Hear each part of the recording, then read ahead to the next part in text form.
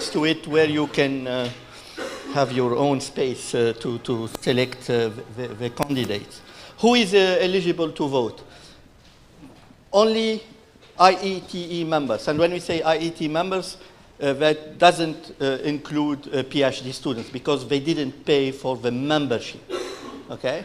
So PhD students will not be able to vote, but all the participants who pay the full registration, then they will be able to vote.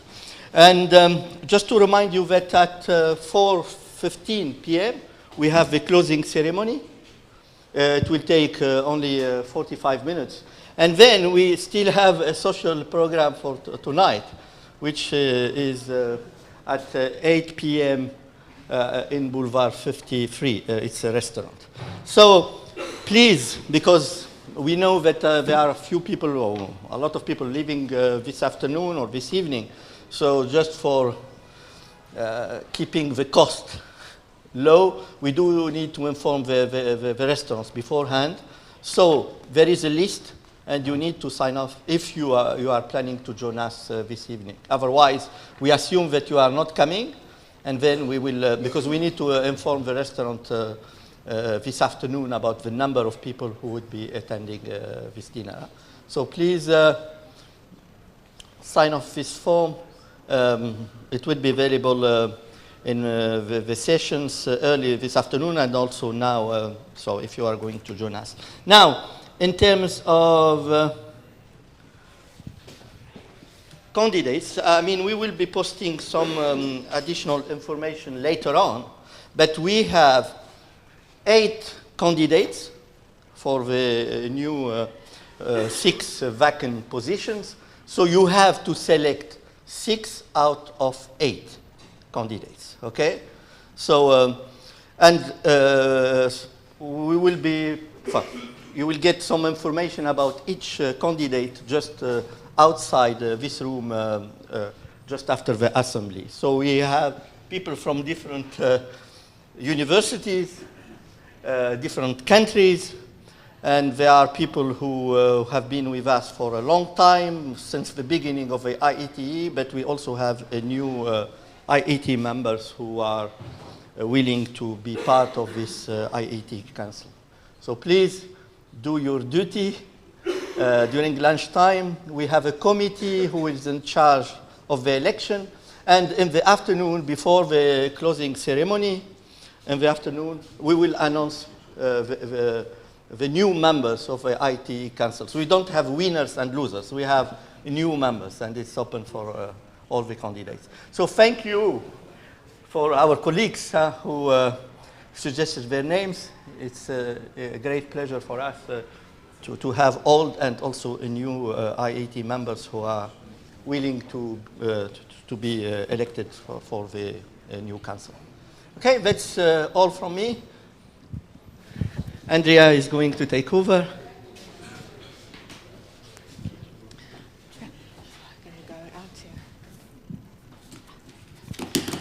Okay, so I'm chairing this session, and I have the pleasure to introduce Professor Ian Song. I don't think he really needs introduction. Everybody knows him very well, but it is still my pleasure to quite impressive. So Professor Ian Song is Chair Professor and Associate Dean of the School of Hotel and Tourism Management at the Hong Kong Polytechnic University. His research focuses on tourism demand modeling and forecasting, service recovery, tourist satisfaction, and wine economics. And I have to say, I think South Africa had something to do with the wine economics. So he has played significant roles in a number of international consultancies and collaborative projects covering tourist satisfaction and service quality indices, Asia-Pacific visitor forecast, a web-based tourism demand forecasting system, and the development of the Guangdong Tourist Satellite Account, which have considerable impact on tourist destination management. In his academic life, he has published over 200 papers in top-tier journals in related fields, including Journal of Development Economics, Journal of Applied Econometrics, Annals of Tourism Research, Tourism Management, JTR, and International Journal of Hospitality Management.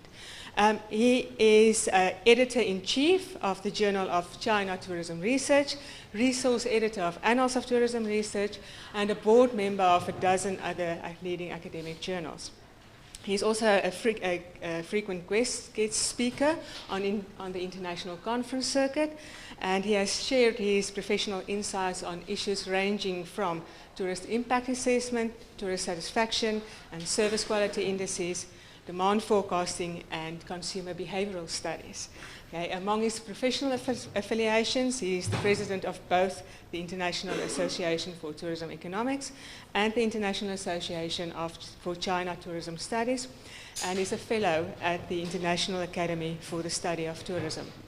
The honors he has received, among others, include the John Wiley & Sons Lifetime Research Achievement Award by the International Council of Hotel, Restaurant and Institutional Education in 2010, and the Michael D. Olson Research Achievement Award by the University of Delaware in 2014.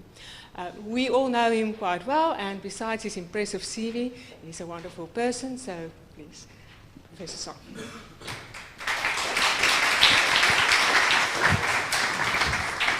Thank you, Andrea, for the introduction. I think you raised the expectation, but I don't know whether my presentation will meet the expectation of the participant. I must say, actually,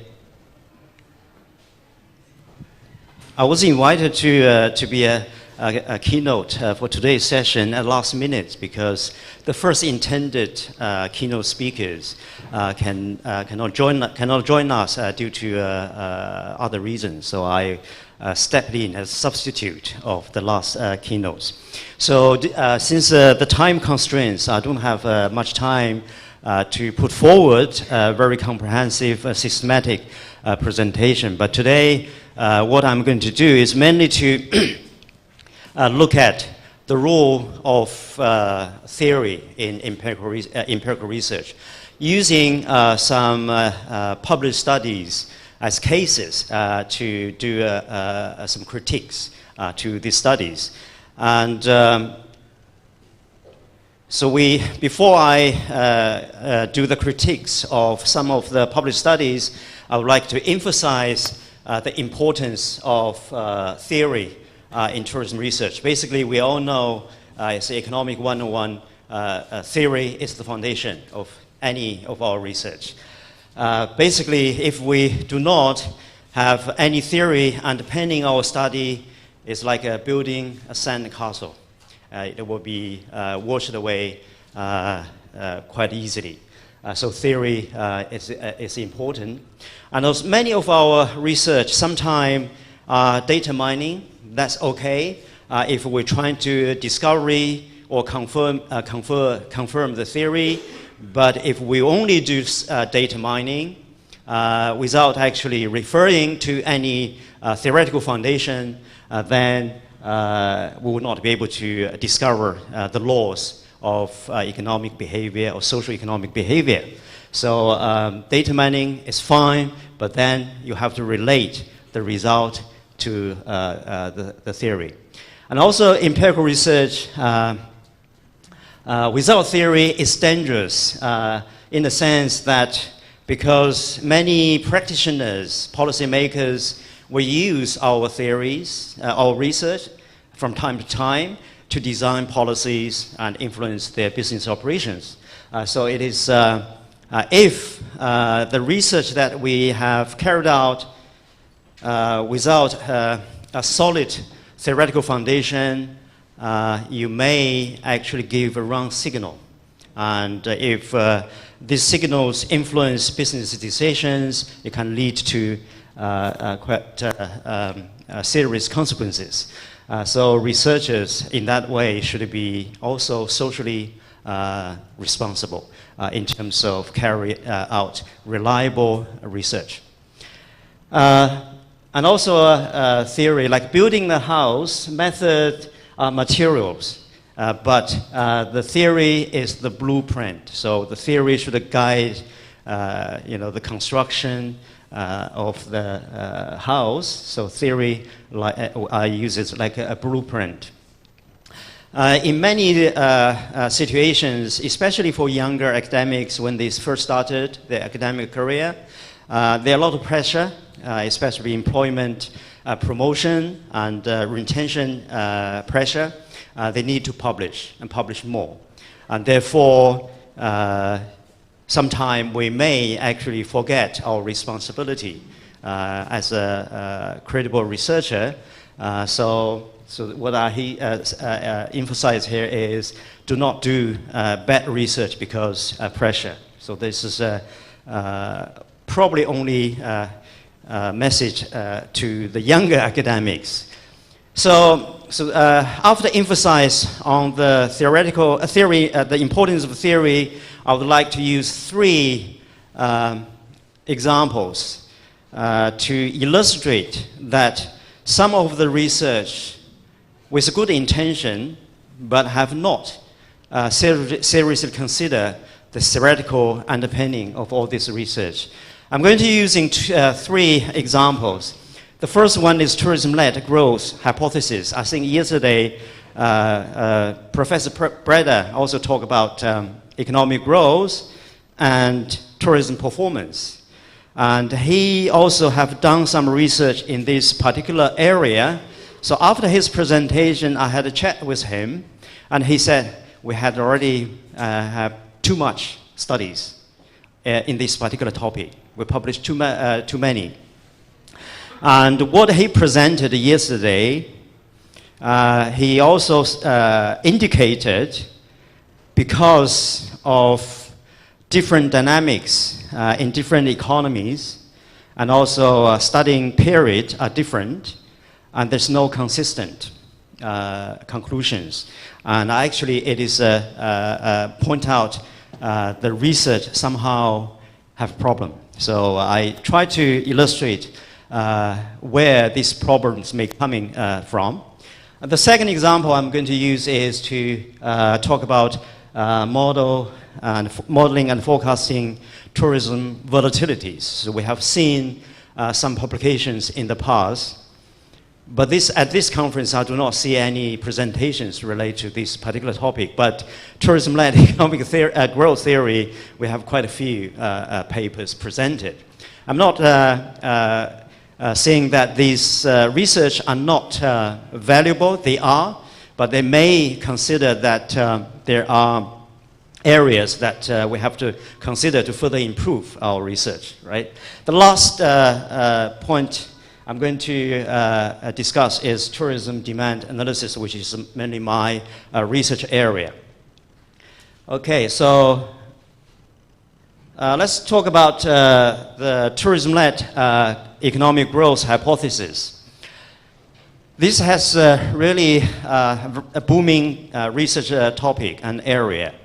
According to review articles by Breda and his colleagues published in 2016, which reviewed 95 published studies over the last couple of decades on this very topic. So you can see there's a lot of publications, a lot of studies, and it is important research area because we want to, as a tourism researcher, we want to know how tourism actually contribute to the destination economy, right?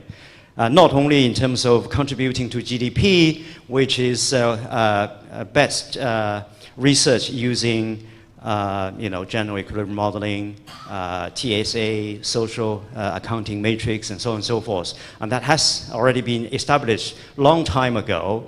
But recently, the tourism-led economic growth hypothesis has become very popular. Actually, in one of our research, also review articles joined by myself and Larry Gang and another colleagues now in the UK, we actually, through some of the published studies, we identified this is an emerging research area. So we say in the next 10 10 years, there will be emerging research in this particular area. So this perhaps, to some extent, influenced the interest in this particular research topic. And also, by looking at all the published studies, we find out that there's no conclusive conclusions can be drawn from all these studies, because the results tend to be contradictory to each other, depend on the methodology that we use and destination pair, destination and origin pair that we are looking at, and also the time period that used in the sample. So there's a lot of disagreement among researchers. So this is something has been observed.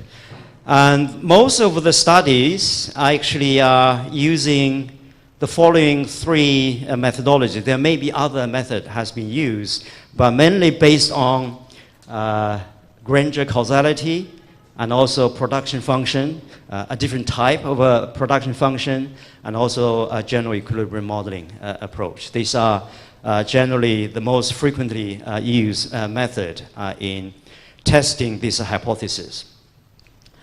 So before we going any further, I would like to just go back to the fundamentals in terms of define economic growth and what are the driving force in economic growth. So basically, based on the classical or neoclassical growth theory, we know the economic growth means the production possibility frontier movement, outward movement. So if in the economy, due to the improvement of factor input that result to productivity or efficiency improvement, and then the production possibility frontiers will be moving out, right? So this is actually what we mean by economic growth. So this is the fundamental of economic growth. And when we test the economic growth, whether it is caused or led by tourism, we use most of the studies, at least half of the, at the beginning of the study, they carry out Granger causality test. And Granger causality test actually is test we called successionist view of causality. By successionist view, by causality, we mean X happens before Y. If we consider two economic activities, X happened before Y, time-wise, right?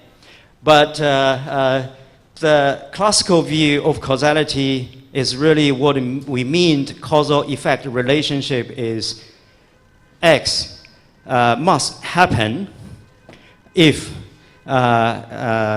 Y is going to happen. That is, X is conditional of activity Y. So if X does not happen, Y will not happen, right? But for the previous successional view, activity will happen, X will happen, not necessarily Y will happen too. So this is actually the difference. So therefore, A is a necessary condition, but not absolute condition of B, which means the real causality, X will have to happen. So that's what we mean by causality. Therefore, based on this 2 points, we can comfortably say all tourism-led growth hypotheses using Granger causality do not actually confirm or reject tourism-led economic growth, because it is, yes, tourism may lead growth, but this is not absolutely the case based on what has been defined here, right? So this is the first critiques to the use of causality test.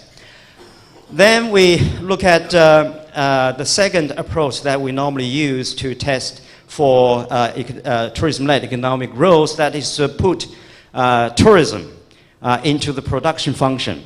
So before we do that, we have to look at the literature. By looking at the literature, we find out previous studies suggest only the following factors actually driving economic growth, at least from the research carried out by researchers in economics.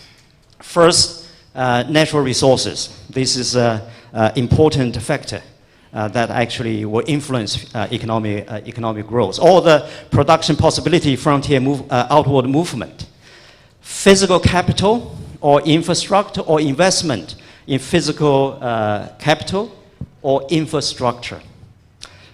And that is actually is important because many productions relies on capital investment. The third one is labor. Labor could be aggregate labor force, or the labor force we call educated labor force. So this is labor is another very important factor. And then technology, because technology improves the productivity or efficiency of production, right? So that actually move out the possibility frontier. Another important factor is institutional governance. I think in many of the studies have looked at the capital, labor, R&D, but not necessarily institutional governance. But institutional governance is one of the important factors that drive economic growth. All right, so this is another thing that has been mentioned in the literature. Of course, the growth is normally measured by GDP change. Okay, but the studies using tourism in the tourism-led economic growth hypothesis is based on the export or trade-led economic growth hypothesis. Yesterday, actually, Professor Breda already mentioned that most of these studies using production function is based on export or trade-led economic growth hypothesis. And in many of these studies based on trade and export, is looking at how trade or export or import, so combination of export and import, can improve the efficiency in the allocation of factors of production. So if the export mainly relate to technology or the machinery that produce using technology, and then that will actually improve the productivity of these products, and then it can cause economic growth. And also increase investment in factor productivity, including investment in capital, investment in education, in labor force, and these are also important factors that is caused by export or trade, right? So these are the theoretical foundation for most, if not all, tourism-led economic growth hypothesis studies. So this is the two channels. And also, many of the studies is based on a basic production function, which is y equal to a, k, alpha, l, beta. And the description of these variables, y basically is the economic output, a is total factor productivity, k is capital stock, and the labor input, alpha and beta are the elasticities associated with labor and capital. So this is the basic model of productivity function. And actually, so all the growth theories is based on the improvement of productivity and efficiency as a result of capital input or labor input, or a combination, reallocation of the investment in these two components. So these are the basic model. Of course, you can use in dynamic form, This is static form. You can use it in dynamic form, using error correction models, and so on and so forth to express this relationship. So if you look at this productivity function, you'll find that the GDP is a flow variable. But the factor input, including capital and labor, we call it stock variables. Right? So in economics, when we start the nature of the variables, we know there are flow variables and the stock variables. And so capital could be extended to include R&D or technology, which should also be a stock variables when we're using R&D. So it is also the total aggregate investment in R&D over a period of time. It is also should be a stock variable. And also labor could be extended to include the education labor force measured by years of education in most cases. And this is also a stock variable because this total population covers the growth of population over a period of time. The problem, if we include a tourism variable in the productivity function, so remember the nature of the factor input, right? But if we include a tourism, whether it is measured by arrivals or receipts, tourist arrivals is not a factor input, is it? Thus, producing certain things in the society has to have a tourism input? No, but you need capital and labor, right? Okay, so that is one problem. At least there's no theoretical underpinning. Tell us, you know, we will produce things, we have to have tourism in the production function, right? So theoretically, there's no indication. Tourism should be included. And also tourist arrival receipt is flow variables. Statistically, it is incompatible with all the variables, factor input included, statistically. And also GDP refers to the whole economy, whereas tourism is part of the economy, right? So actually, if you look at the aggregate productivity function, output measured by GDP actually is GDP of the whole economy, right? But tourism is activity only related to certain sectors within the economy. Right, so in terms of scope, tourism and aggregate GDP and even aggregate investment in capital and labor, they are not compatible in terms of scope, right? So this is a potential problem. So that's why when we look at all the studies, at least using production function, there are so much controversies in terms of agreement. There's no agreement depending on method, the method used to estimate the productivity function. So I'm going to use an example actually to test the point I made. I'm going to use example. I collected two variables, tourist arrivals, and also GDP. So I try to test using both Granger causality and production function to see, you know, whether I can use this data to confirm the tourism-led economic growth hypothesis. And this actually are the plot of GDP and arrivals, so two variables. By looking at the diagram, they actually, you can see they move together upwards, and certainly there's a high correlation, but whether there's a causality, we don't know, right? So we need to test. And I did run the Granger causality just based on these two series. And you can see the test indicate arrival does not cause Granger causality, cause GDP, and GDP does not Granger cause arrival. The first one was rejected, the second one, the first one was rejected, the first one is accepted, which means tourism does not granger cause growth, but growth granger cause tourism. So this is a reverse relationship, right? This is causality, at least causality tells us, right? But then using productivity function, I also collected the capital, accumulated capital, investment, and also labor over the sample period. So just to run the productivity function, and plus tourism arrival data, which I just show you. I don't know whether you can see this table. This table basically is an error correction model.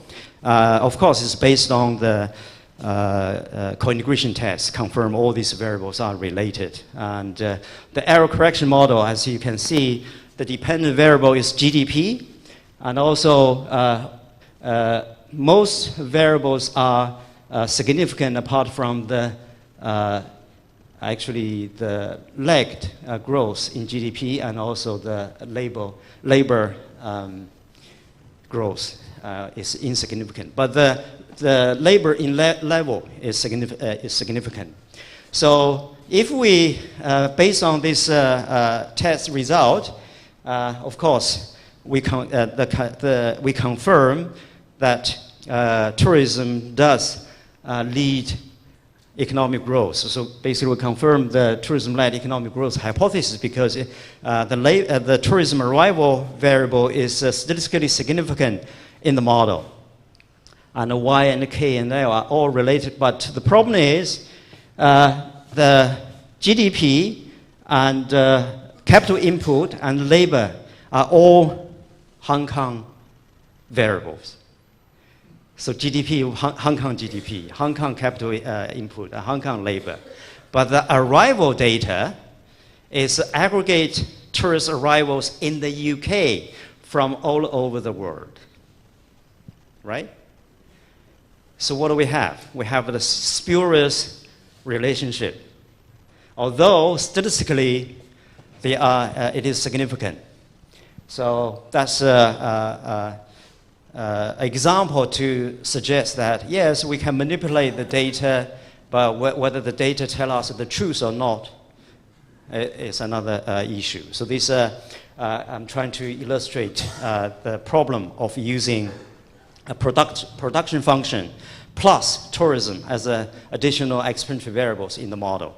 So that's why perhaps many of our research fundings are conflict to each other. But whether this tourism-led economic hypothesis is completely obsolete, no. I'm sure in some destinations, the tourism do play an important role if the tourism actually can lead the productivity and the efficient improvement in the whole economy. And this actually has been true based on some of the studies. I think Monda is, I mentioned one particular study by Monda here. And they actually look at the economic growth is achieved through outbound, right? Inbound tourism. This inbound tourism actually cause the import of foreign capital to grow. As a result, it's also improved the efficiency of the productivity within the economy. It's not only a tourism sector, but also cause the productivity improvement in other sectors because the advanced capital import, right, is a spillover or affect other sectors to improve their productivity. And only then, actually, we can say perhaps tourism drive economic growth. A second study, which has also recently published by Liu, Song, and Blake, Adam is probably in the audience, and also another one by Liu and Wu in 2009. They actually look at, through tourism, how tourism improve the productivity within a destination. Basically, we're using Spain and Mauritius as examples because these are important tourism destinations, and tourism does play a role in these economies. And because the large proportion of tourism output is a result from GDP, and also tourism development actually causes productivity improvement within the whole economy. So that actually drives economic growth. So it does not mean here the tourism-led economic growth hypothesis studies is dead. There's still possibilities, but then you will have to make sure in your study that the tourism in a particular destination does causes productivity improvement within the economy. Now, it's not only within the tourism sector. So until then, we cannot say the result is reliable. So this is actually is a first critique related to tourism-led economic growth studies. I hope this is not actually send out too much negative message or information. So, but the study has been criticized by researchers and scholars, and we need to realize the potential problem of those studies, and also the reason why these issues occur, because we may ignore the theoretical aspect of growth theory. So this is one critique. The second critique I would like to make is related to volatility. So I'm sure you have seen publications in the past. And this is also a controversial research topic because most of the volatility studies is using gauge or a type of gauge models to look at the volatility of tourism demand. But we have to remember, when the gauge model was developed, it was developed in the financial literature, or financial economic literature, right? Based on the market efficiency hypothesis, or market efficiency theory, right? What is market efficiency? Market efficiency basically means that all actors within the economy have full access to the information when they make decisions in terms of consuming, purchasing a product and services, right? And therefore, if a market is efficient, it is very difficult for one to predict the future using the current information available, or the information what has happened in the past, right? For example, the stock market is a typical efficient market. What that means is that nobody can make excess money by investing in the stock market on average, right? Because everybody has supposed to have full access to the information symmetry, right? So nobody can make money, although there may be one or two cases that really make a fortune in investment. On average, it is impossible. An efficient market normally is modeled or expressed by a random walk process. By random walk process, we mean x equal to x t minus 1 plus error term. The error term could be a pure white noise process. All right?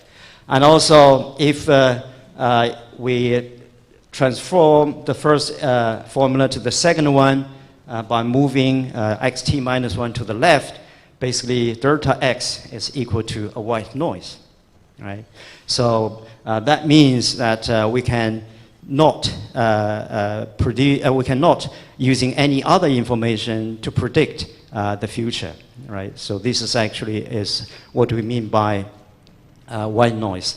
If we're using diagram to show the random walk process, these two red lines are normally random walk process, but then if you make first difference, which is the if in the stock market is the red line is the price level, stock price level, and then if you difference it is the change in price, and sometimes you will see the change of the stock market is like this, basically a white noise process.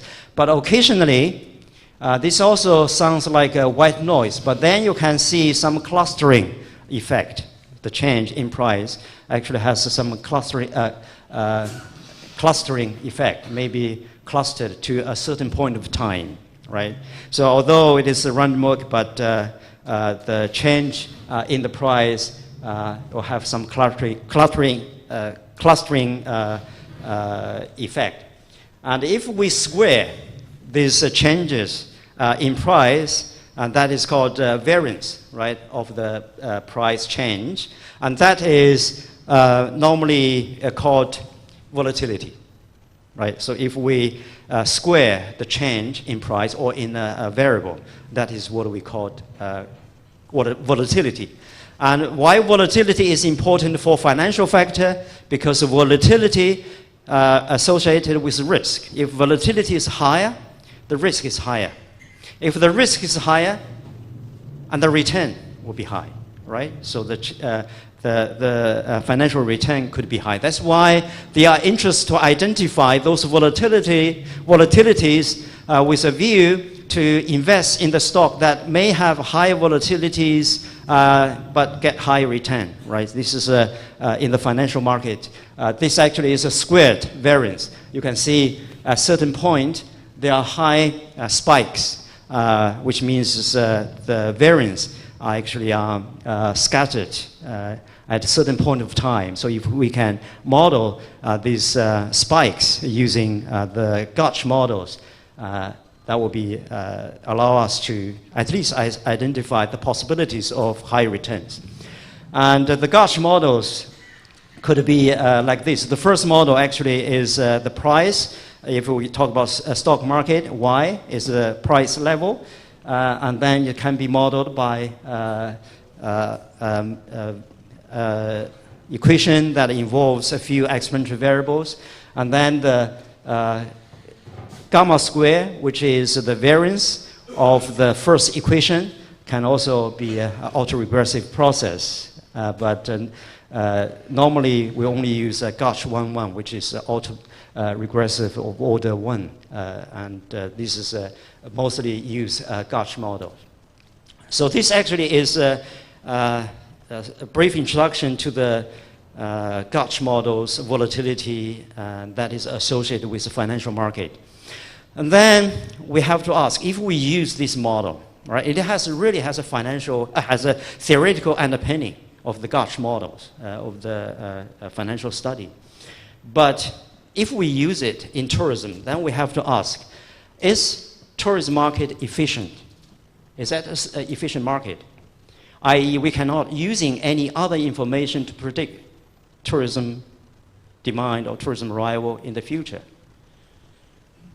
If it is, all our research will be rubbish in the past because we model demand using income, price, substitute price, and marketing expenditure. We use those exponential variables to predict, to model the demand or predict the future demand. So we can use other informations to predict tourism demand in the future. So from that perspective, tourism demand is not an efficient process, right? But there may be some tourist series are efficient. Actually, we did find one, so Japanese tourist arrivals to Hong Kong. We cannot use income and price to predict the tourist arrivals from Japan to Hong Kong. And that series might be an efficient series, but we don't know why this is the case. So this actually, if we use the volatility models to model tourism demand, to model the volatility in tourism, then we need to make sure whether the market is efficient. Okay? Does tourism demand follows random walk? Maybe, maybe not. So we need to test, right?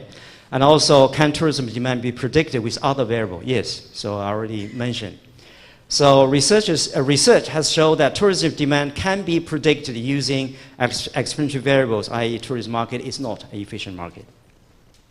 Then the conclusion is perhaps it's not entirely appropriate to using Gotch type of model to model volatility in tourism demand, right? If we can already predict tourism demand in the future, why we need to predict volatility? If we already know exactly in the future what is the demand, right? So this actually is something we have to ask ourselves. Okay, so this is the second critique. So very brief, just trying to point out the possibilities. It's not actually say all our research is not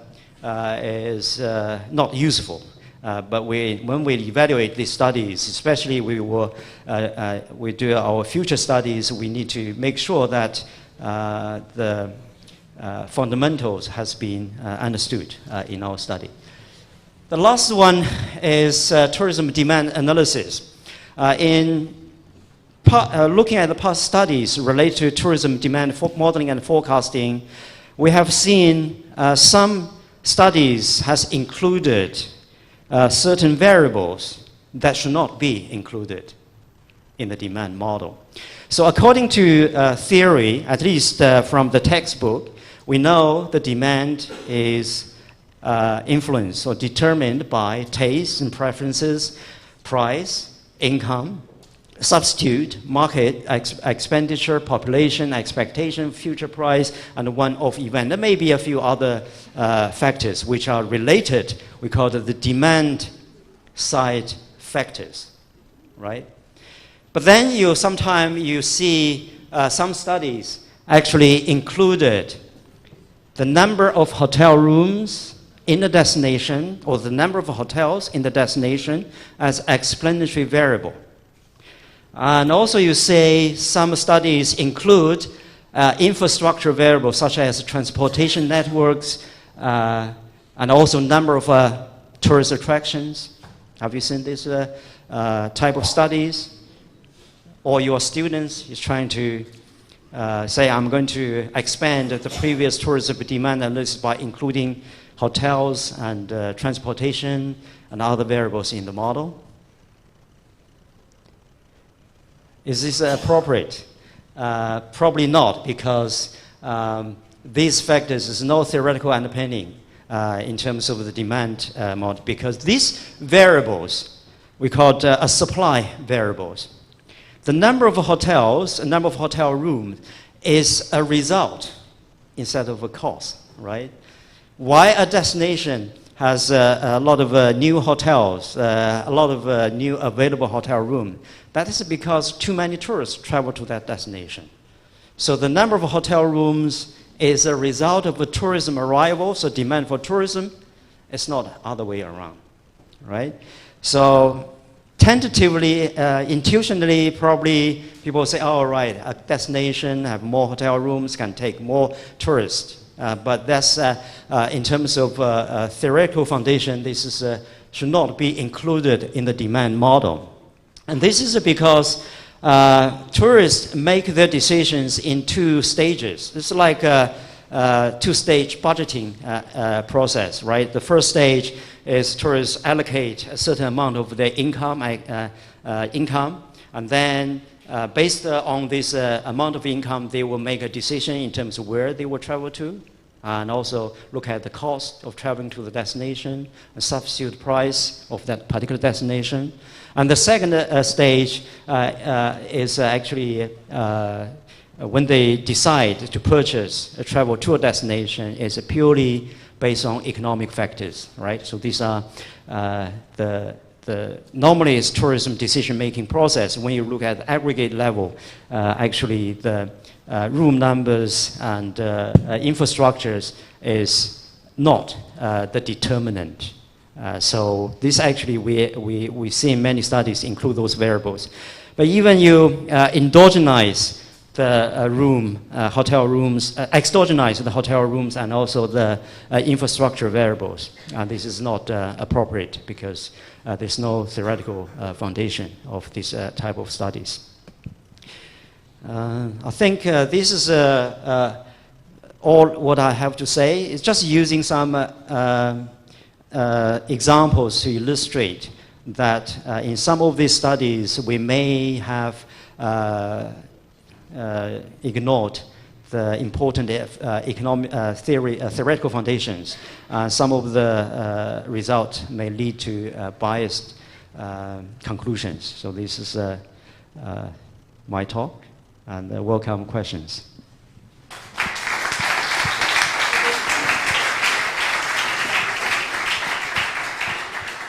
Okay, thank you, Professor Song. I'll open the floor for questions. Maybe I can start with a comment. When I did my first course in econometrics, I had a very eccentric lecturer in econometrics. And he told us that, and this made me think of when you told the story about the tourist arrivals in UK.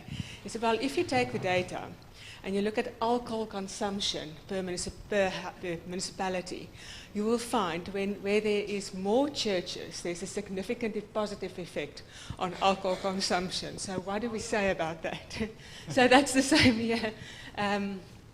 So that made me think of that again. So any questions, any comments? Adam.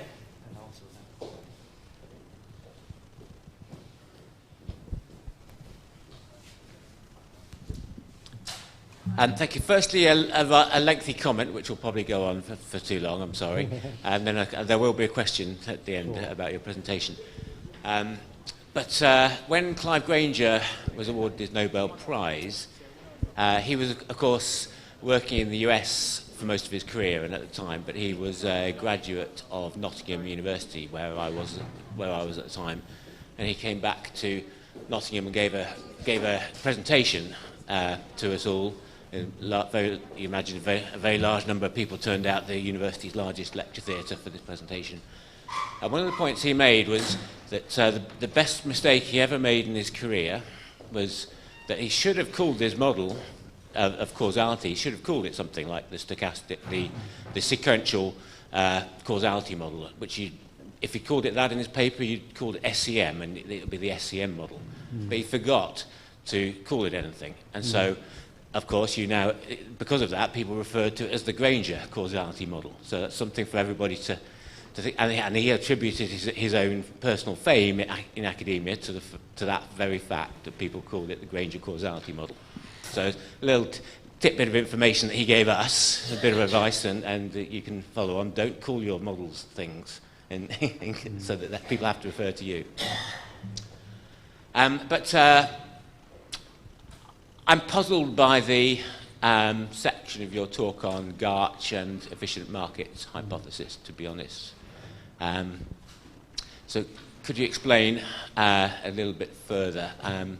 Because when we look at financial markets, the efficient market hypothesis is telling us that all available information is used efficiently. So if, for example, I see that a firm is making an investment, and I know something about the people managing that investment, I think that they're very good, and this will be very good, then I might buy the shares in that company. And all that subjective, soft information is then used influences the current share price. And the efficient markets hypothesis says that should happen in the stock market. But in terms of tourism arrivals, I don't see how that happens in the same way. That if, for example, I see a destination is investing, and I think it's going to be very good in the future, and I think the managers involved are very good, then I'm not going to buy the destination now in the same sense I would a share price. So the current price of the destination doesn't then respond to our expectations of the future in the same sense it would for share price. Yes. We'll confirm what I said, right? So basically, yeah, in the efficient market, well, the efficient market hypothesis basically says that overall, on average, no one can make any profit because the information is everybody can get full access over all the information. But there are investors who make money by looking at the volatility of the time series, and also based on the inside maybe performance of certain companies by looking at the company report and knowing the basics of the company, and then they invest in certain companies. They will make money out of it, that's for sure. But for tourism, you know, you said if you know that one destination well, it's going to be perform well in the future. Probably you avoid to go to that destination. You try to travel other destinations. I think what you said is confirm what I explained here. It does not follow a random work efficient market hypothesis theory. At least using efficiency theory cannot explain tourism market. So that's probably, yeah. Okay. Any other questions?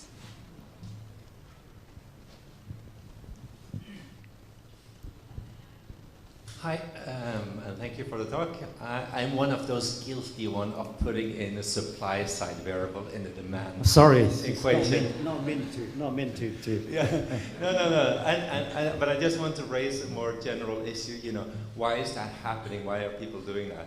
And I think if you think about tourism demand, one of the problems is this capacity constraints in lodging, in transportation, and I guess if you're honest about it, I think the prices we use don't capture those scarcities in the lodging sector or transportation sectors that would happen, you know, from month to month. Yes. So and that means that you have some biased results because there is some truncation or censoring. Absolutely, yes. Yeah. So how do you feel about this issue? Okay, right. Yes, I think the capacity constraints is a valid point. First of all, the infrastructure or hotel variables, if there are too many hotels in a destination, which means the supply is larger than the demand, and the price will drop, right? So if there is influence of the infrastructure constraints, it will reflect it in the price. But your point is the price variable that we use in the model does not necessarily reflect this change in price as a result of the capacity constraints. Yes, but that is not the reason that we should include the supply variable in the demand model. What you can do is to further improve the price variable that you use in the demand function to reflect these changes. And also, if you look at the book that we have written together with Gang and Stephen Witt in 2008, published in 2008, the early version in 2000, actually the lagged dependent variables, including price variable, actually reflected the capacity constraint already. So the details actually are explained in the book. So if colleagues are interested, can have a look at the description, how actually we describe the lagged dependent and expenditure variable actually reflected the supply constraint. So because the price variable we use does not reflect the capacity constraint in the destination, is not the reason we should include the supply variable in the demand function. Thank you. Thank you.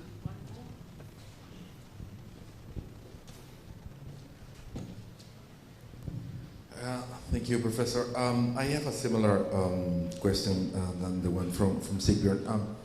Connectivity, Professor. In many economies, growth in connectivity can be thought of being a byproduct of increasing connectivity. So I have a two-part question. One, does it matter? Two, would it be supply variable? Okay, right. So the connectivity, connectivity does matter, right? So basically, it allows the demand to be realized, right? So if there's no connectivity, even we want to go to a particular destination, perhaps it will be impossible, right? So connectivity is matter, and whether connectivity should be included in the demand function, I think this is need to be discussed. But how do you measure connectivity? I would guess flights, number of flights, or domestic flights, or direct destinations. Okay, again, if you're using a number of flights, and that actually should be reflected in the price, right? So if you have a limited flight, what will happen? The cost of flying from origin to a destination will be higher. So yes, it is matter, but the effect actually is reflected in the price, which is a demand variable, right? So yes, it's matter, but you should not include the connectivity variable or if a number of flight in the demand model, because it should have already been taken care by the price variable. Yeah, but in some cases, when there's no flights or there's limited connectivity, price would be infinite. So there's no demand. There will be no realized demand if that happens, right? But maybe, I'm guessing, sir, when you actually connect more cities, you are converting a zero into something, and that can explain demand growth. So, well, maybe that's another discussion. Yeah, we can discuss that later. We can have at lunch. Sure. Yeah. Do we have any other questions? I think Maria first. Well, regarding to his question, I would like to do a comment. Remember when we went to the conference in Hong Kong that you invited this guy from the United Nations World Tourism Organization? Yes.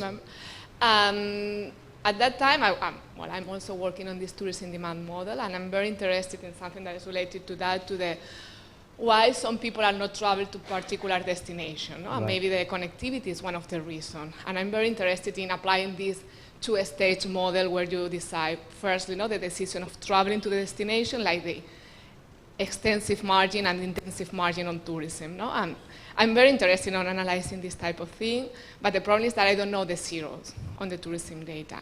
And when it's not exactly a question, it's a concern, is what we can do as researchers to improve the quality of the tourism data. Right. For instance, to properly answer this type of question. No? Because sometimes we have the problem that we would like to answer something, but we have this constraint on the data that we have. Yes. And he said, ask me what you want.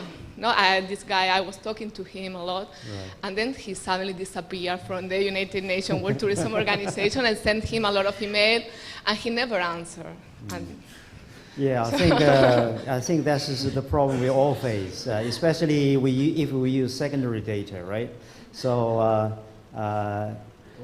we need to try our best to use proxy that may reflect the variable that you want to use. For example, in tourism demand analysis, ideally we should use tourism price index, but I don't think any destinations publish such indices, but we use consumer price index adjusted by exchange rate as a proxy for tourism price index.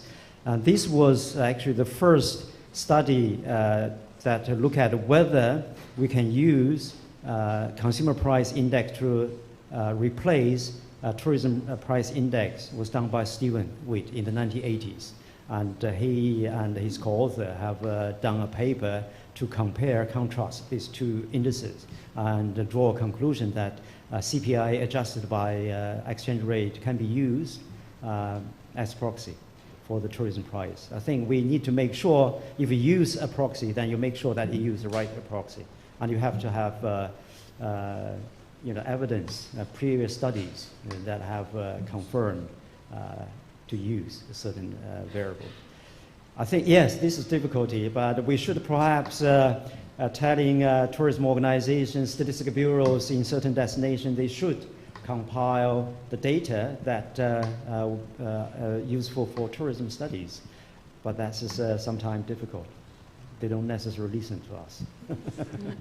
I think we had one last question at the back. Yeah, it was here, sorry. Thank you very much for this very inspiring presentation. I have a very minor comment. I think it's basically a lot of things, issues can be alleviated by using the multi-equation models, probably some from the simultaneity and some from endogeneity. And I have a very a question from the submitter's point of view. Do you have any recommendations on journal editors and external reviewers? Because they are basically kind of control the quality of our field. So do you have any specific suggestions for them? Yeah, right. Because they are paper published. I think this is the process of discovery, right? So yes, there are papers published, have issues, limitations. That's always the case. Even in our research, we have limitations. Our study has limitations. As long as those limitations been pointed out and you still have enough contribution, they should be published. And also in terms of advice to editors, I don't know, probably select the best reviewers who know the area better. And the problem for editors is there's so many papers now submitted and also limited reviewers. We're all very busy. Sometimes, we don't have time to review all the papers that were asked you to review. And I think selection of the appropriate reviewers is the way to go. But this proved to be difficult too. I'm an editor. I sometimes send a paper to wrong reviewers, so that's happened. And Laurie is too. Thank you, Professor Song. I think this is all we have time for, and I think everyone can just give a last hand. Thank you very much.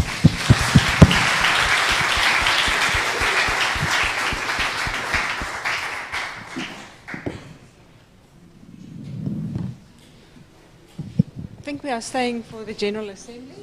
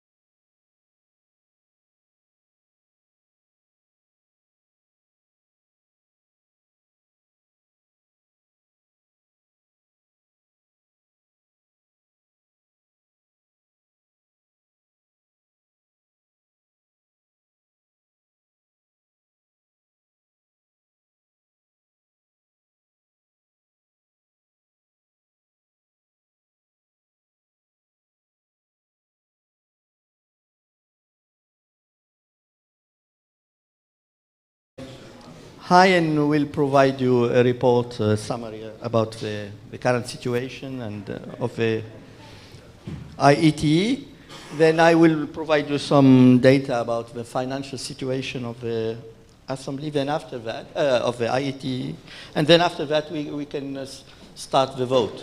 So outside, as I said, in room 102, you can see all posters of all the candidates, and after that or during the lunchtime you can vote. It's up to you to decide.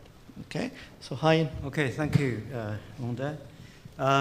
So as a president, I would like to update you with the activities over the past 2 years.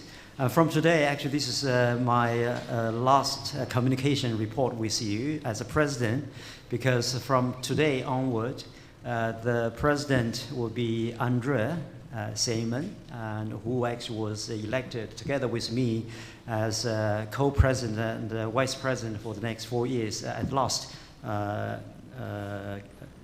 conference. So first, I would like to update some of our activities that we have done as an association over the last 2 years. First, we had the association supported tourism, a quantitative analysis of tourism and economic management conference, a workshop organized by Savan Pitet in 2018 in June. So the society was supported about 1,000 US dollars, I believe, or 1,000 euro approximately to this conference. This conference, this workshop actually was established a few years back, and this time it was held in Tahiti, right? Tahiti. And because of the support from the association, it attracted some good speakers and participants, and also generate good publicities in terms of media coverage. So I'd like to thank Savan for organizing this conference and also asking us to support this conference. And this is one of our outreach activities. In the future, we will endeavor to support more such conferences, especially in the area that has not been emphasized in the future. So this is one particular point that I would like to report. Secondly, we have been continually to have a very good relationship with tourism economics.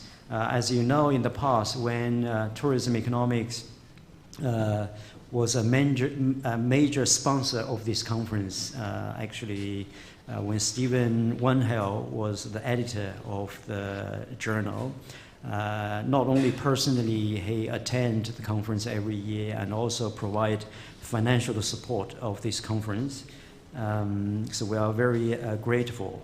The journal was acquired by a new publisher, Sage Publisher, 2 years ago, I think a couple of years ago.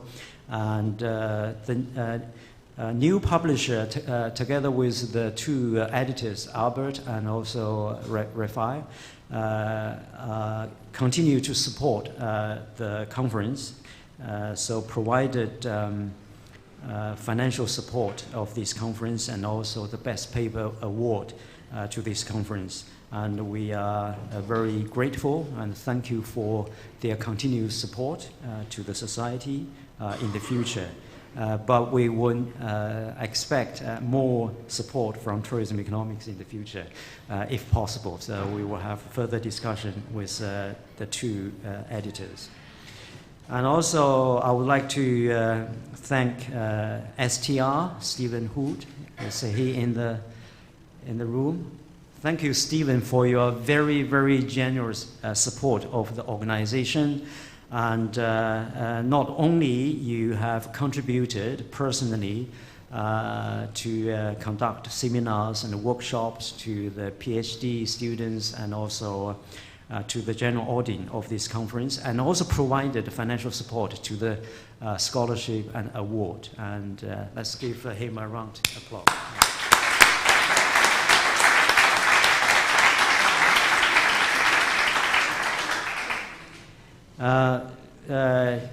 The next is La Plata Conference.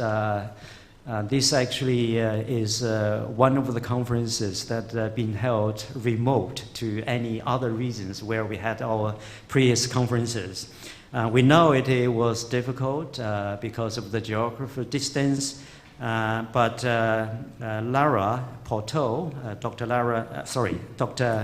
Natalia Porto has taken up this challenging task and put all the resources he can get and had organized this conference. So far, I think it's a very successful conference, attracted participants from different parts of the world, and we also have very high quality papers presented at this conference, and the support, administrative support you have given to us are excellent. So thank you very much for you and to your team that organized this conference.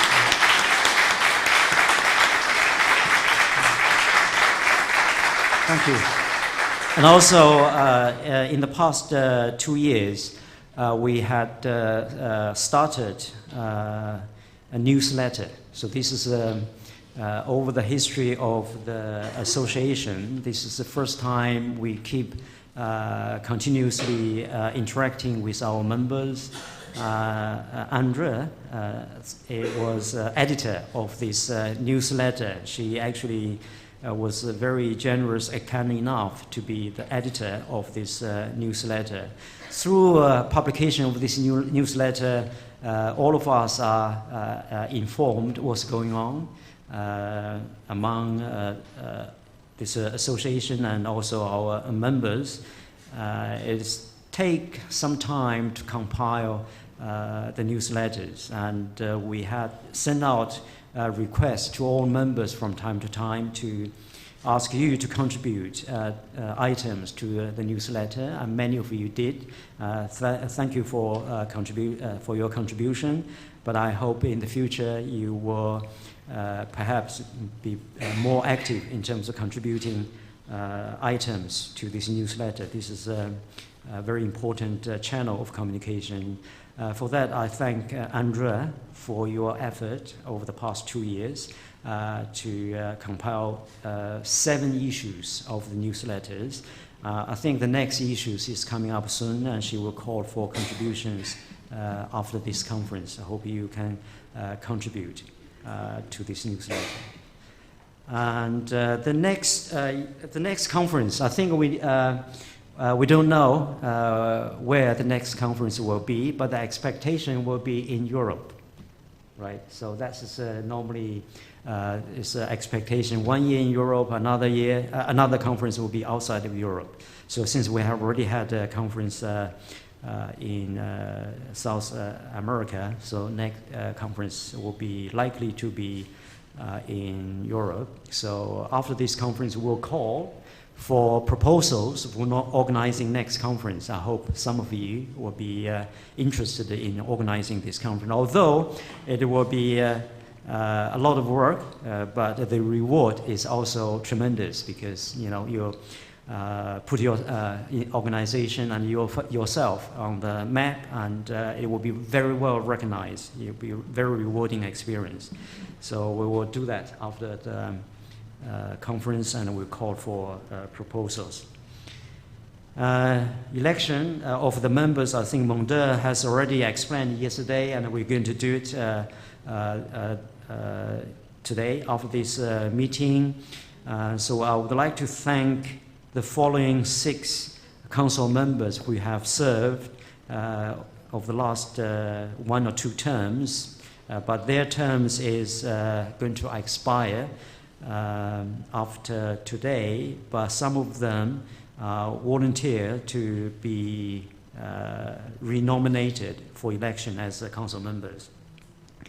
I would like to thank Savin Pate, Stephen Pratt, Vincent Ramos, Gang Li, Nilu Saran, and Egon Semero. So thank you for your hard work over the last 2 terms as council members. Your contribution are invaluable. Thank you very much. Okay.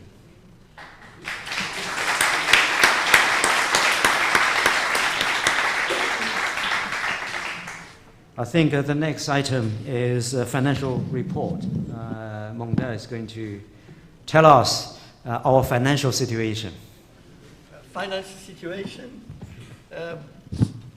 I mean, we are in, I would say, in a healthy situation, including the envelope that I just received from Steve. Thank you, Steve. That's cash, right? Cash. So, yeah, so I may buy a property in La Plata tonight. So, our current situation, we have 2 bank accounts, one in euros and another one for logistics in New Zealand dollars, because the secretariat is located in my office at Victoria University of Wellington. So we have 7,152 euros and 2,826 New Zealand dollars. So we are in a good situation financially, and we will be, of course, from this amount of money, we will be covering the PhD scholarships and the Best Paper Awards. In the meantime, we will be also receiving, we already received an amount of money from Steve, plus the membership fees that Natalia will transfer to us later on. So all the members, all the attendees who paid full membership are considered as IET members for the next 2 years. So basically you pay around 35 euros to cover 2 years of membership. And then from 2021, to be again an IT member, you have to attend the conference and pay the fees. So that's the rules. Okay. So I think we should open the floor to see whether members have any queries and comments, questions. Forget the envelope. Otherwise, Larry will steal it, I know. Questions? Questions? No, I thought you wanted to ask. No? You are very quiet. You're all happy with what we do and what we haven't done? No questions? Okay, so yes, Paolo. Since you asked me, okay, is there any possibility for people who are not attending, well, it's more for you, for the Executive Council, for people not attending the conference to be member anyway, just paying the fee? Because my people just for logistic reasons are not here, but would like to, to keep in touch and be members of the association. I think they can do online, right? We can, yes, it could be arranged online, but this requires a little bit of investment from our side, because we didn't do it in the past. But this is something that I discussed with the person who is in charge of the website, and he said we could develop, a tool so that people can pay.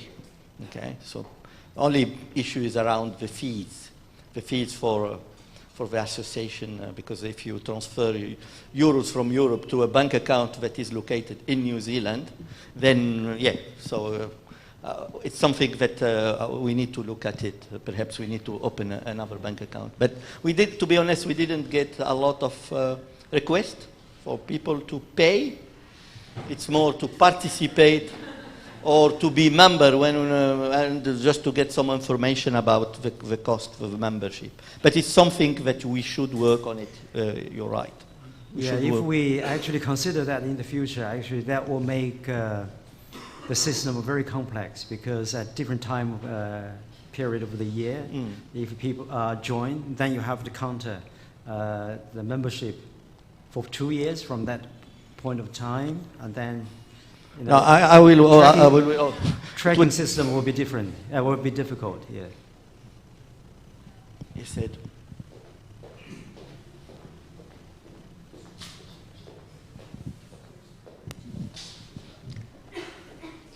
I don't think financially the collection of 25 euros from a few people who might want to be members when they're not here is really going to make any difference either way for us as an organisation, is it? Do you think we should consider having the membership period allowing people an extra 2 years if they can't make the following conference, that we just say, let's continue it? Because one thing that happens with members is they get sent the newsletter now. Yeah. And so we want them to still be getting the newsletter. Yes. And there's no real extra costs to us giving them an extra 2 years of membership. As long as it's clear that you don't get, just because you've got a membership from the last conference, you still have to pay the membership for the next conference, kind of thing. So you're effectively paying double if we did that. But so long as that's clear that you still pay the membership fee at each conference, Yes. I don't see why we don't. Well, let's maybe consider, because it's not something we can do today, but I mean, maybe we shouldn't be quite so harsh about cutting people's membership off exactly and let them continue for a little while so that they get the newsletter, and it wouldn't cost us anything to do that. Yes, to clarify one point, I always send, when we send the newsletters or information, we don't only send to the members who, let's say, attended the Rimini conference. No, I always add Rimini attendees to the previous ones, and when I circulate information, we circulate to everyone. It's not excluded, we don't exclude people. But, for instance, someone who is not today at the who didn't attend the conference in La Plata cannot suggest his name or her name to be part of the IATE council. So that's it's in the constitution of the IATE. So a member is someone who attends the conference and who wants to be part of the IATE council. Serena. Yeah, well, you basically answered to my point, but I think the issue is really not probably the money, but the issue is to open a little bit the association to the younger people and to those who attended maybe 4, 6 years ago and never came, and we don't know reasons, or we could do a little bit more tracking of that. And I said to Andrea that I will be willing to help in the marketing part of this in the next 2 years. So I will work with the other members of the council to look at this part. Okay, so, and then maybe turn it over again to the economists. Great. Yeah. Thank you. Any other questions? Yes, John. So you just mentioned that the next conference will be in Europe. I remember 2 years ago in Germany, it's July, the beginning of July, and this time it's the beginning of September. So do you have preferred time period for the next conference? Yeah, I think it's, if it is in Europe, it should be in June, July. Yeah. So yeah, this year for many reasons. When we discussed with Natalia, the best time, because July would be colder than this week, so it's already cold, and maybe July was warmer, so I don't really know what's happened, but normally we do it during the period where we have exams in our part of the world, Australia, New Zealand, Argentina, etc., and also when in Europe you finish teaching, basically, and in Asia. So end of July, end of June, early July might be the best period.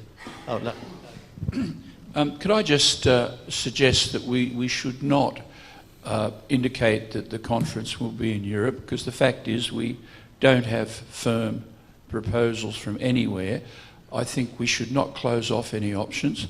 I think we should be inclusive. We should say to the world that we looking for conference to be convened in 2 years' time for this conference event. I think it's not good strategy to close off any options, because some places that otherwise would wish to put forward a proposal may be deterred from this if we tell people it's Europe or nothing. Thank you, Larry. I think point be well taken. I think we will send out a general call. Does not necessarily saying has to be from Europe. So eventually we will make a decision among all the council members by voting. So I think Europe is only our expectation. It does not necessarily it will be in Europe. Thank you for that. Thank you. Other questions? No? If no? Okay, I'd like just to clarify 2 points. One, with regard to Sylvain. Sylvain organized the conference from memory with Nicolas Pepoche, who is here. So thank you for the CATEMS workshop that you organized together in Tahiti. The second point, I'd like to thank Natalia, personal thank, because I was not always in a good mood when I sent her emails. And she...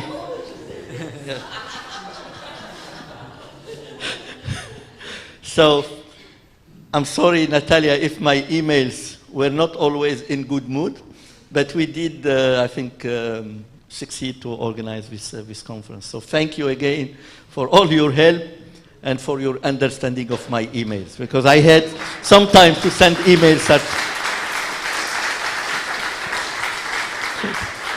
Sylvain, he wants maybe to say something.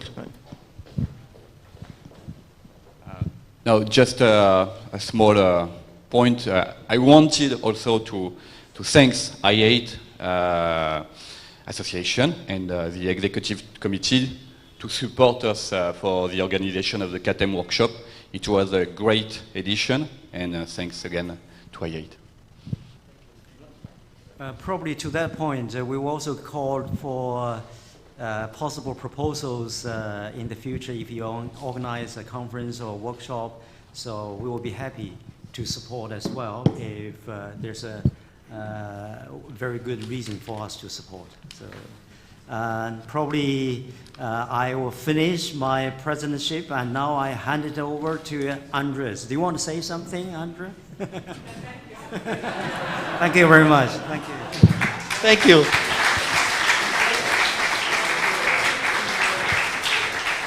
So, just for the vote, so we have a list.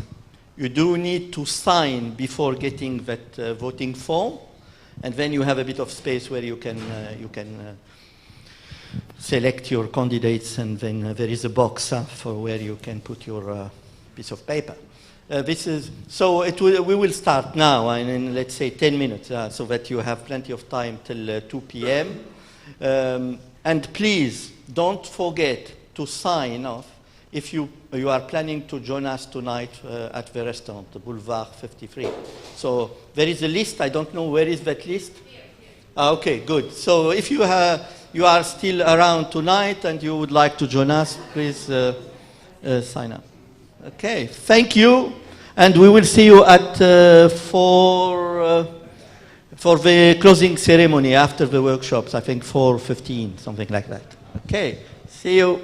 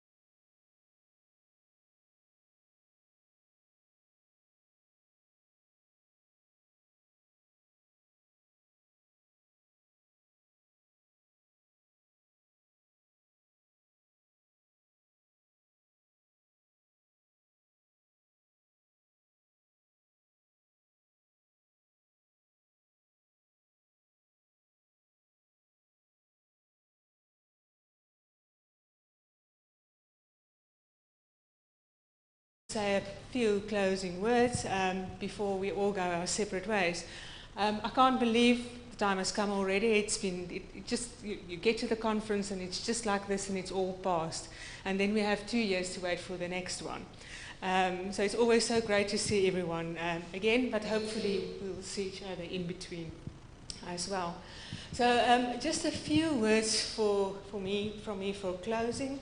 Firstly, I would like to congratulate those people who were elected for the council.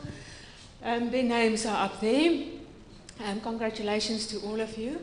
We look forward to welcoming the new members to the council. I can mention that it was very, very close. So it was a very close election. So thank you for those who stood for council and unfortunately didn't make it. It does happen, but next year, or in 2 years' time, there are again members resigning, and we urge you to keep on putting yourself forward to the election. So thanks a lot for everyone.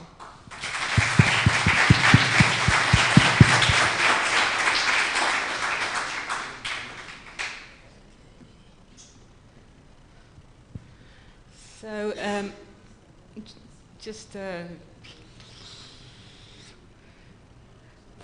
couple of things.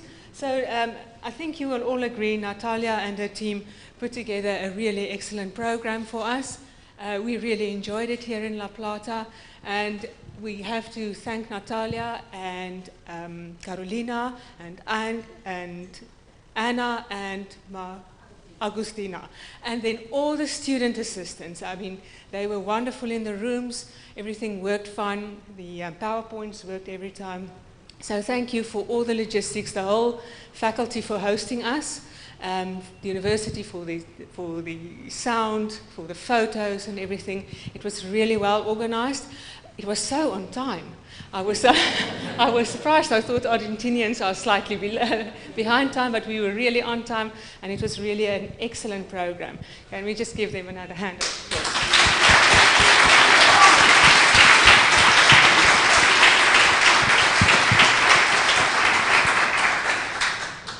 So I have some photos here just to remind you of the wonderful program that we had. Maybe just interesting about, who attended the conference.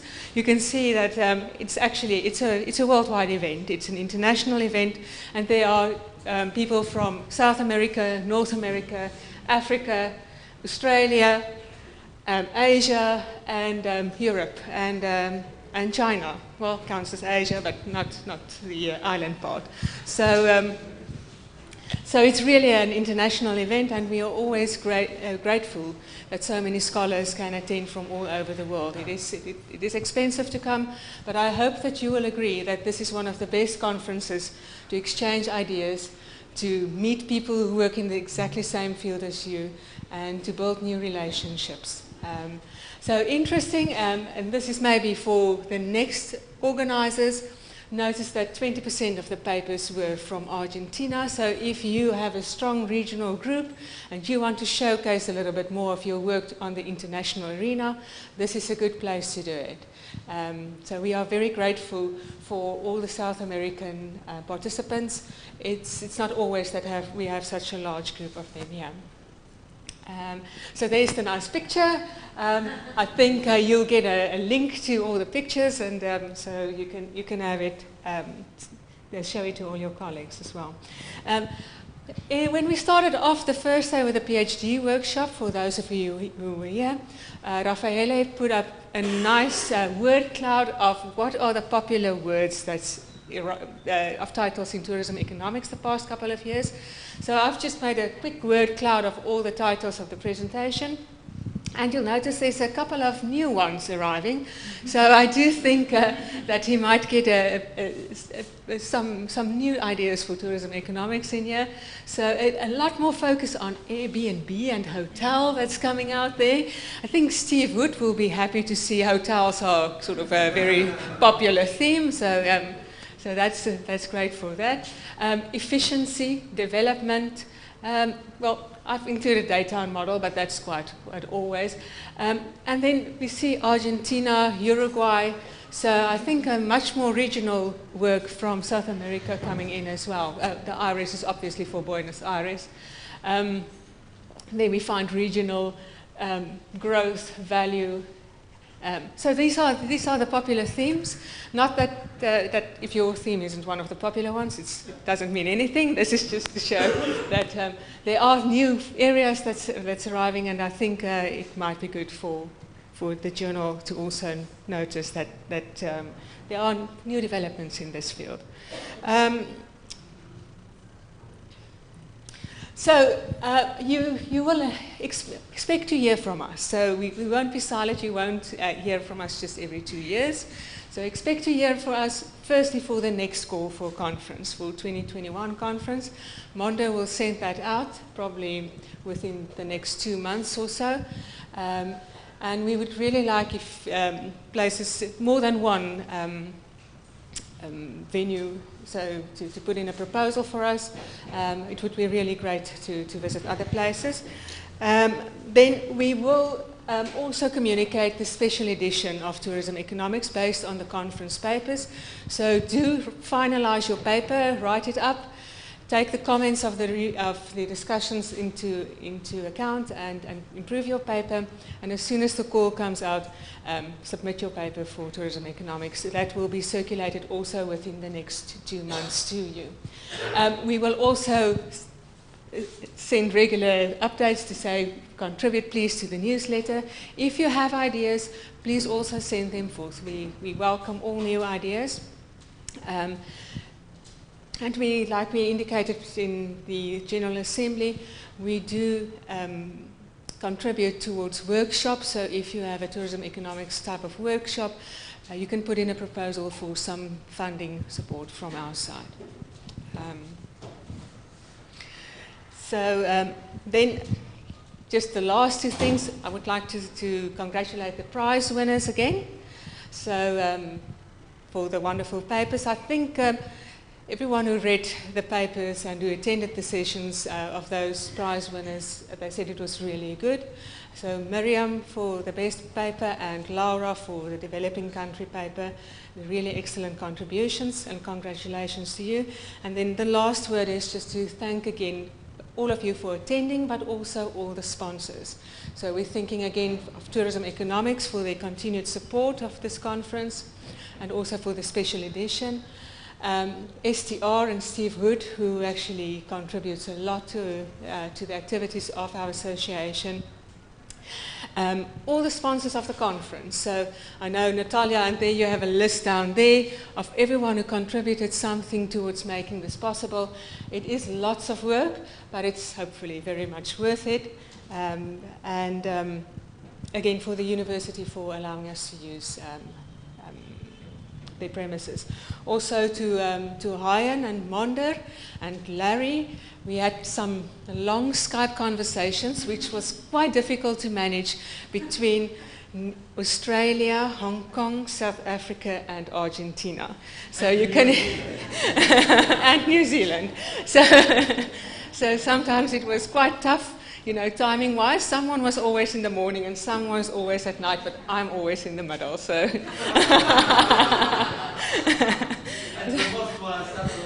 It was always after midnight. Always after midnight for Monder. So, and before breakfast for Natalia, and I'm, you know, just in the middle. So, thank you for all your hard work for making this possible, and we hope to see all of you and more people at the next conference in 2021. Thank you very much.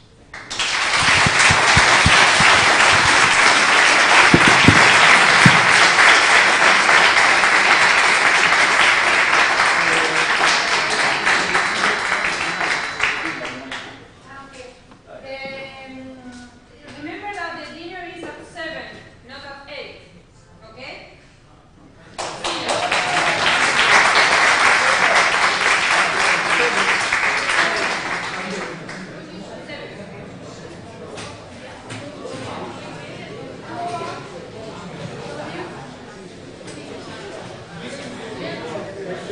Associate